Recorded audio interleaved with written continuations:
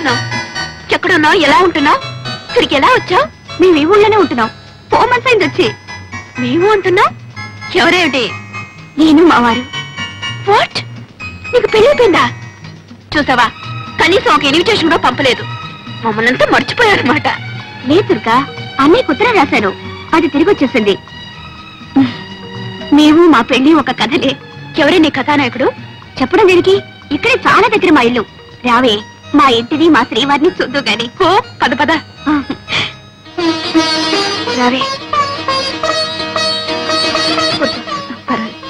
ఏమండి, ఇక్కడ ఎవరు వచ్చారో చూడండి.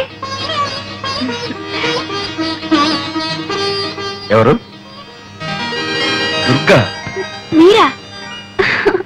నమస్కారం అండి. నమస్కారం. స్టోర్స్ లో కలిస్తే నేనే లాక్కొచ్చాను. ఈ ఊర్లోనే ఉన్నారట. ఏవే, చూసావా మా శ్రీవారిని? ప్రసాద్ బాగున్నాడండి? ఆయనకేం బాగానే ఉన్నారు. చూసి 4 సంవత్సరాలైంది. ఏమిటో పెళ్లి అయ్యాక ఎవరి దారి వాళ్ళది అయిపోయింది. మీకు మేము గుర్తొస్తాం రావు గానీ మేము మిమ్మల్ని తలుచుకుని రోజంటూ లేదు. ఆశ్చర్యగా మీ ఇద్దరు మా పిల్లలు. అవన్నీ నేను తర్వాత చెప్తా గానీ మీకు ఆఫీస్కి టైం అయింది, మీరు వెళ్ళండి. అవును, ఆఫీస్ టైం మీద వస్తాను. సాయంత్రం వస్తామని ప్రసాద్తో చెప్పండి. అలాగేనండి. వస్తా. ఏమి ఆఫీస్ అంటున్నావు? మధుగారు ఇక్కడ ఉద్యోగం చేస్తున్నారు. ఉద్యోగం చేయాల్సిన కర్మ ఆయనకేం పట్టింది? నేను గాని ఆయన గాని అది కర్మ అనుకోవటం లేదు. అయినా అంత అవసరం వచ్చిందని నన్ను చేసుకోవడమే అంటే అదంతా ప్రేమ ప్రేమగానే ఉండిపోనివ్వండి. అప్పుడు నువ్వు పార్వతిగా, నేను దేవదాసుగా ఉండిపోవాలి. నేనెలా ఉన్నా మీరు మీరుగానే ఉండాలి. మీ వాళ్ళతోనే ఉండాలి. నా కోసం కన్న వాళ్ళకి దూరం కావడం, అంత ఆస్తి అంతస్తు వదులుకోవడం నాకు ఇష్టం లేదు.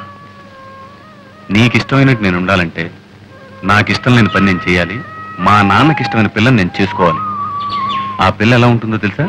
ముఖవాది చంద్ర బింబం, వ్యత్యస్త నేత్రారవింద. అంటే ఒక కన్ను కాస్త పైన, ఓ కన్ను కాస్త కింద ఉంటుంది. బ్రహ్మాండంగా నవ్వుతుంది కూడా.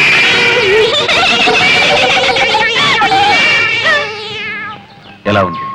కోతిలా ఉందా, పిల్లిలా ఉందా? పాట కూడా ఓ బ్రహ్మాండంగా పడుతుంది. లంగా లంగా లంగా లంగా అంటే తప్పుగా అర్థం తీసుకున్నావు. ఆ సుకుమారికి రా పలకదు. ఆ అమ్మాయిని నేను చేసుకోవాలని, నువ్వు ఇలా నవ్వుకోవాలని నీకు ఆశగా ఉంటే ఓకే, బాగా ఆలోచించుకొని చెప్పు. ఆ అమ్మాయిని చేసుకోమంటావా, ఇంత విషయం తీసుకోమంటావా? నువ్వేం చెప్తే అదే చేస్తాను. సరే అయితే. అప్పుడే నవ్వేకు ఇంకా ఉంది. ఇంకే ఉంది? వాళ్ళ నాన్నగారు మధు గారిని అసలు నా కొడుకువే కాదు అని ఉంటారు. వెంటనే మధు గారు, అయితే నేను ఎవరు కొడుకునో చెప్పండి, ఆయన దగ్గరే పర్మిషన్ తీసుకుంటానని సినిమాల్లో చెప్పుంటారు. అంతే జరిగింది. ఆ తర్వాత తండ్రి కొడుకులు విడిపోయారు. సరే, మీ ఆయన గారికి ఇంత సాహసం ఎక్కడి నుంచి వచ్చిందే? మీ ఆయన సాహసమే. సర్లే, సాహసం వస్తే మంచిదే గాని ఇంకే పోలిక రాకుండా ఉంటేనయ్యా. అదేంటి అలా అంటావు? మా అన్నయ్యకేం తక్కువ? తక్కువ కాదే అమ్మా, అన్నీ ఎక్కువే. నేను ఎన్ని గిల్లి గజ్జాలు పెట్టుకున్నా ఉలకరు పలకరు, ఋషిలా కూర్చొనే ఉంటారు. ఆయన ఓర్పు చూస్తుంటే నాకే ఓర్పు పోతుంది. ఎక్కడికో వెళ్తూ ఉంటారు, వస్తూ ఉంటారు. ఎక్కడికి నేను అడగను, ఆయన చెప్పరు. ఇక ఇంట్లో ఉన్నంతసేపు రామకోటి రాస్తున్నట్టు ఏదో రాస్తూనే ఉంటారు. మొత్తానికి ఇద్దరం మా ఇల్లు మీ ఇంటికి ఎంత దూరమో, మీ ఇల్లు మా ఇంటికి అంతే దూరం అన్నట్టు ఉంటున్నాం. అలా ఎందుకు ఉండాలి? నువ్వు ఆయనకు దగ్గర అనుకుంటే ఆయన నీకు దగ్గర అవుతారు. చూడు, అక్కర్లేని వాళ్ళని పిలిచి మీద పట్టడం అడుక్కోవడం నాకు ఇష్టం లేదు. నీ ఆత్మార్పణ సిద్ధాంతం నాకు వంట పట్టదు బాబు. మా ఆయన అలా ఉండటమే నాకు ఇష్టం. ఎందుకనంట, మా ఆయన అసలైన మొగాడన్నవాడు తన భార్య ఒక పశువుగాను బానిసగాను ఉండటానికి ఒప్పుకోడు. ఒక వ్యక్తిత్వం ఉన్న మనిషిని పెళ్లి చేసుకుంటాడు. మేమిద్దరం అలా సమయుతులుగా ఉండటమే నాకు సరదా. మొత్తం మీద సంతోషంగా ఉన్నారు, అంతే చాలు. చీటికి మాటికి పోట్లాడుకుంటాం. అసలు నిజం చెప్పాలంటే ఏ భార్యాభర్తలు పోట్లాడుకోరు. ఎవరి ఆత్మాభిమానం వాళ్ళది. ఏవోనమ్మా, మొగుడు పేడల మధ్య ఆత్మాభిమానం అన్నది ఇంతవరకు నాకు అర్థం కాలేదు. కోరిన వరాలు ఇవ్వలేదని దేవుణ్ణి పూజించడం మాంటావా? అలా పూజించడమే ఆత్మార్పణ. అమ్మో, నీ ఆత్మార్పణ నాకు అంతకంటే అర్థం కాలేదు. నన్ను వదిలేయమ్మా.